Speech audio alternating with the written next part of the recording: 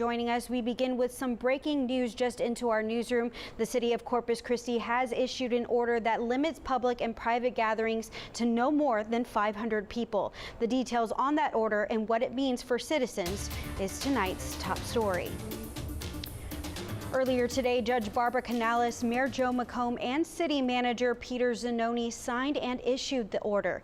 The ban affecting the city of Corpus Christi and Nueces County is meant to curb the potential spread of COVID-19 coronavirus and reduce the risks to the public by prohibiting all indoor and outdoor gatherings within an enclosed space of 500 persons or more. The order is effective immediately and will continue for the next 6 days. One of those gatherings, the spring break on the coast scheduled tonight at the Concrete Street Amphitheater, is canceled.